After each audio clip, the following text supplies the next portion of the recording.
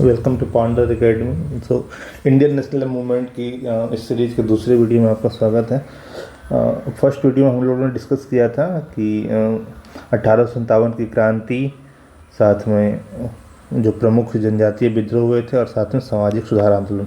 आज की वीडियो में हम लोग डिस्कस करेंगे कि कांग्रेस से पहले कौन कौन से पॉलिटिकल ऑर्गेनाइजेशन फॉर्म हुए थे और कांग्रेस का गठन कैसे हुआ था। ठीक है, तो आगे हम लोग चलते हैं उसमें।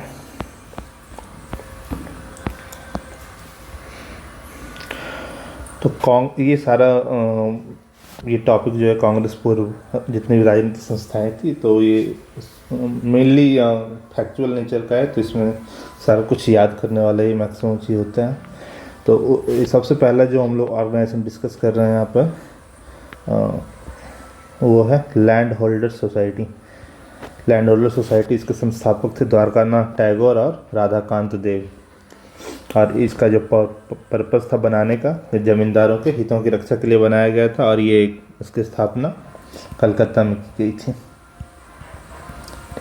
दूसरा जो उस टाइम एसोसिएशन बना था British India society of Bengal 1843 में। इसके संस्थापक थे जॉर्ज थॉमसन, और ये आम लोगों की रक्षा के लिए बनाया गया था। तीसरा, जब इसको फर्स्ट वाले को लैंड होल्डर सोसाइटी और British India society of Bengal दोनों को मर्ज कर दिया गया आपस में, और ये मर्जर हुआ था राधाकांत देव के प्रयास के द्वारा। दोनों को जो आपस में मिक्स कर दिया गया, तो उसका एक बना British India association. British India association, और इसका जो उद्देश्य था, चूँकि लैंड होल्डर का उद्देश्य था जमींदारों के हितों की रक्षा, और इसका ब्रिटिश इंडिया का था आम लोगों के हितों की रक्षा। तो जब ये ब्रिटिश इंडिया एसोसिएशन बना, तो इसका उद्देश्य हो गया जमींदार प्लस आम लोग दोनों के हितों की रक्षा।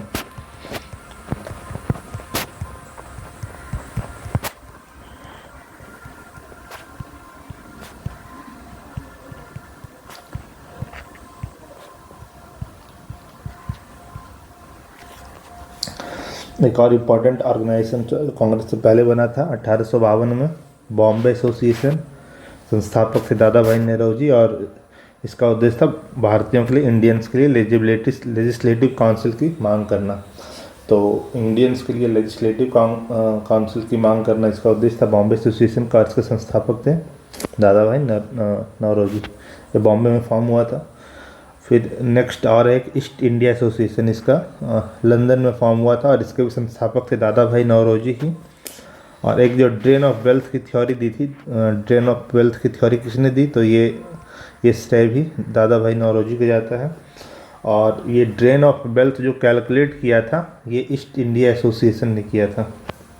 ठीक है। फिर एक जो नेक्स्ट इम्पॉर्टेंट ऑर्गेनाइजेशन इस टाइम का, इंडियन एसोसिएशन ऑफ कलकत्ता। इसके संस्थापक थे सुरेंद्र नाथ बनर्जी और आनंद मोहन बोस। तो कहा जाता है कि कांग्रेस का जो मूल ढांचा आता है इसी से आता है, यही आगे चल के कांग्रेस का रूप लेती है, इंडियन एसोसिएशन ऑफ कलकत्ता। और इस 1876 में इसकी स्थापना हुई थी। संस्थापक थे सुरेंद्र नाथ बनर्जी और आनंद मोहन बोस। और उस टाइम का वायसराय था लिट्टन। तो लिट्टन की दमनकारी नीतियों के खिलाफ संघर्ष के लिए इस एसोसिएशन को बनाया गया था। फिर एक इम्पॉर्टेंट है साउथ इंडिया में मद्रास महाजन सभा। मद्रास महाजन सभा का उद्देश्य भी था भारतीयों के लिए राजनीतिक हक की मांग, और इसके संस्थापक थे बी राघवाचारी, पी आनंद चार्लू और जी सुब्रमण्यम अय्यर। नेक्स्ट है प्रेसिडेंसी, बॉम्बे प्रेसिडेंसी एसोसिएशन। इसके संस्थापक थे के टी तेलंग, फिरोज शाह मेहता और बदरुद्दीन तैयब जी। इसका भी उद्देश्य सेम था, भारतीयों के लिए राजनीतिक हक की मांग। फिर ये पूना साइड में एक बना था पूना सार्वजनिक सभा। पूना सार्वजनिक सभा के संस्थापक थे एम जी रानाडे, महादेव गोविंद रानाडे और गणेश वासुदेव जोशी। एक और इंडियन लीग कोलकाता में फॉर्म हुआ था। इसके संस्थापक थे शिशिर कुमार घोष। तो ये 10 इम्पॉर्टेंट ऑर्गेनाइजेशन थे जो कांग्रेस से पहले राजनीतिक ऑर्गेनाइजेशन, पॉलिटिकल ऑर्गेनाइजेशन जो कांग्रेस से पहले फॉर्म हुए थे। ठीक, एक एक करके इसको एक बार फिर से देख लेते हैं हम लोग। लैंड होल्डर सोसाइटी, संस्थापक द्वारकानाथ टैगोर और Radhakant Dev. British India society of Bengal, संस्थापक George Thomson. British India association, दोनों को मर्ज करके बना था। फिर बॉम्बे एसोसिएशन, इसके फाउंडर थे Dadabhai Naoroji. East India association, इसके संस्थापक थे Dadabhai Naoroji. Indian association of Calcutta, इसके संस्थापक थे सुरेंद्रनाथ बनर्जी और आनंद मोहन बोस। मद्रास महाजन सभा, इसके संस्थापक थे बी राघवाचारी, पी आनंद चार्लू और जी सुब्रमण्यम अय्यर।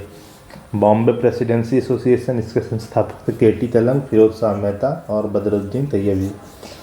पूना सार्वजनिक सभा, इसके संस्थापक थे एम जी रानाडे, गणेश वासुदेव जोशी और इंडियन लीग, इसके संस्थापक थे शिशिर कुमार घोष।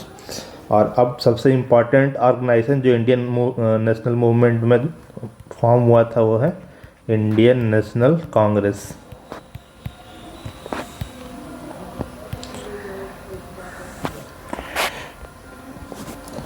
भारतीय राष्ट्रीय कांग्रेस, तो भारतीय राष्ट्रीय कांग्रेस का फाउंडेशन 1885 में हुआ था, स्थापना 1885 में।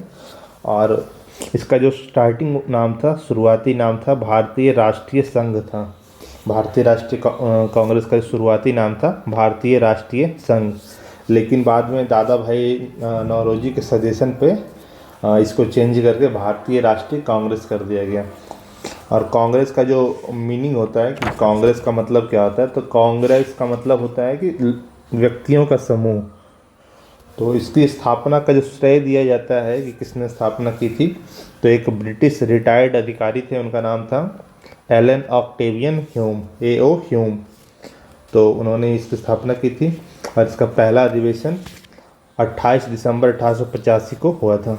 28 दिसंबर 1885 को।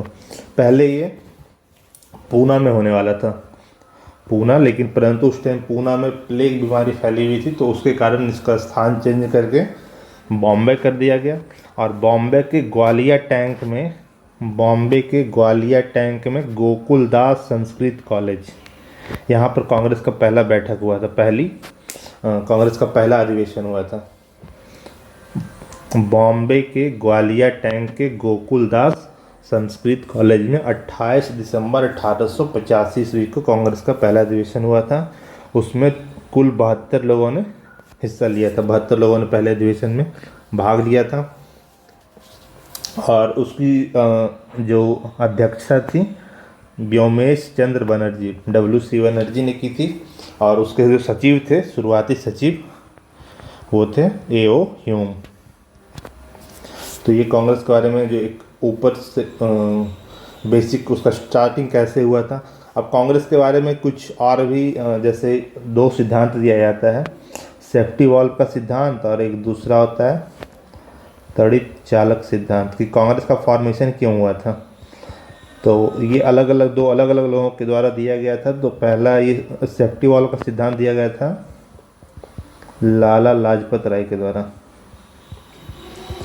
लाला लाजपत राय का कहना था कि कांग्रेस का निर्माण इसलिए हुआ है ताकि ये ब्रिटिश शासन के द्वारा जो अत्याचार हो रहा है भारत में, उसके खिलाफ जो असंतोष की लहर है उसको कम करने के लिए, कि उसको कवर अप करने के लिए अंग्रेज़ों ने ही ये एक ऑर्गेनाइजेशन बनाया है और इसका नाम कांग्रेस रखा है। तो ये था सेफ्टी वॉल्व का सिद्धांत के तहत लाला लाजपत राय का मत। और ये त्वरित चालक का सिद्धांत जो है ये दिया था गोपाल कृष्ण गोखले ने।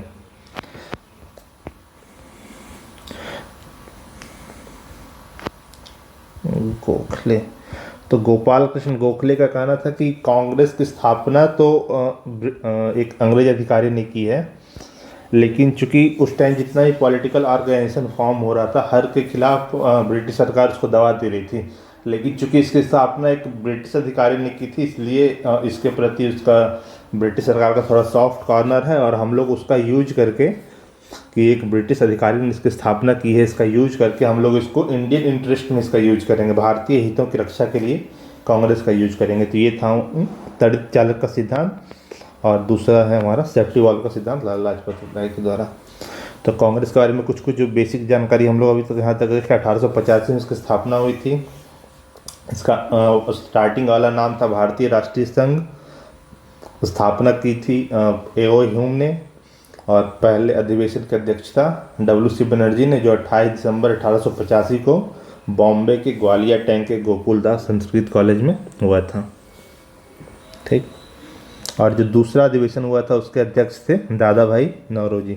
अब कांग्रेस के बारे में आगे हम लोग और भी डिटेल में देखेंगे, बट कांग्रेस के बारे में और जो कुछ इम्पोर्टेंट फैक्ट हैं वो जान लेते हैं। इसका पहला अध्यक्ष वो बताया भी मैंने कि व्योमेश चंद्र बनर्जी थे। प्रथम मुस्लिम अध्यक्ष जो बने बदरुद्दीन तैयब जी। प्रथम जो यूरोपीय अध्यक्ष बने उनका नाम था जॉर्ज यूल।